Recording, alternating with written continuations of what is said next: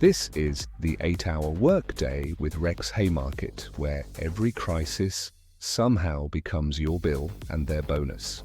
Tonight, Iran burns, Michigan. Democrats discover the internet, markets get the cold sweats, Beijing opens the trade file cabinet, and Washington decides that in a cost of living squeeze, what the nation really needs is more presidential branding. According to AP, Israel said its attacks on Iran would expand, while President Trump delayed his Strait of Hormuz deadline to April 6th. Reuters reported the G7 foreign ministers demanded an immediate end to attacks on civilians and civilian infrastructure and called for safe navigation through the strait, underscoring how the conflict is now hammering energy, fertilizer, and commercial supply chain. So the official line remains the same old hymn. This is all terribly unfortunate, but somehow also controlled, calibrated, and strategically wise, which is a bit like setting your kitchen on fire and calling it a precision heating policy. And this is the part they never say plainly. Once a war starts chewing through shipping lanes, fuel prices, insurance costs, and food supply chains, it stops being a foreign policy story and becomes a receipt. Your receipt. My receipt. Everyone's bloody receipt. What they call stability now is a region on fire with a press conference attached.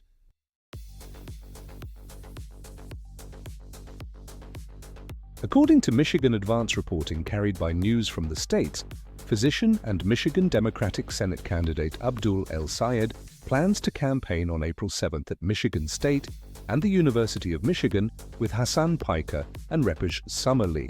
The campaign says the events will focus on economic justice, student debt relief, workers' rights, and re-energizing voters. The backlash, however, arrived right on schedule. The same reporting says the response came from both the right and establishment Democratic circles, with criticism amplified after the plan became public. Third-wave figures and other critics attacked the decision to share a stage with Piker, while El-Sayed said he was unfazed and framed the uproar as part of the reaction he gets for openly confronting corporate power and special interests. And here is where the story gets more interesting than the pearl clutching. WDET reported earlier this month that Haley Stevens has Chuck Schumer's endorsement and millions in support from AIPAC, while Reuters reported that El-Sayed has been explicitly attacking Democrats who take money from defense contractors and groups affiliated with AIPAC, arguing that anti-war rhetoric is hollow if it sits on top of those donor networks. So when the respectable machinery starts panicking over Hasan Piker, El-Sayed has a ready-made counter. This is not just a tantrum about tone or streamer etiquette. It is a fight over who gets to speak to young voters, who gets to define anti-war politics, and whether the Democratic Party is allowed to sound alive without first checking with the donor class and the hall monitors. That connection is an inference from the campaign story and the already documented AIPAC fault line in the race, but it is a grounded one. The panic over Hasan Piker is not happening in a vacuum. It is happening in a Senate race where Gaza, donor money, and the limits of acceptable dissent are already half the plot.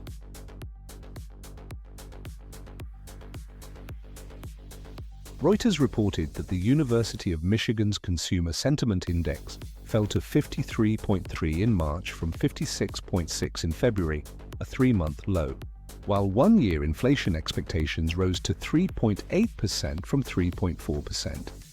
Reuters also reported the S&P 500 and Nasdaq hit more than 6-month lows as Middle East tensions dragged on, with oil prices jumping and markets heading toward a 5th straight weekly loss. And there it is. The economic translation layer. War becomes higher oil. Higher oil becomes pricier gas. Pricier gas becomes softer sentiment, shakier markets, and one more reminder that ordinary people are expected to absorb elite, strategic genius through the medium of weekly budgeting. People say markets hate uncertainty. That is too polite. Markets hate being reminded that geopolitics is not a think tank panel, and that regional instability is just another way of saying somebody, somewhere, is about to pay more for everything. The ruling class spends years insisting inflation is a mysterious natural force then lights a bonfire under global energy markets and asks why the kitchen's warm.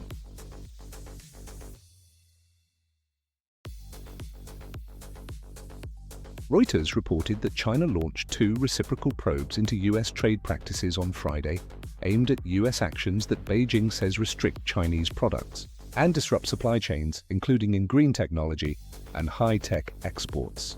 Reuters said the investigations are expected to run for 6 months and land just as Trump's planned May trip to Beijing tests a fragile truce in US-China relations. So while one wing of the system is setting fire to the Middle East, another is rattling the trade architecture with the world's manufacturing giant. Very efficient, very coordinated, very let us destabilize both the fuel line and the factory floor and call it leverage. And the green tech angle is especially rich. On a warming planet, in an already strained global economy, the great powers remain absolutely committed to treating industrial policy like trench warfare with customs paperwork. Imperial decline has many tells. One of them is that even the paperwork starts to sound like artillery.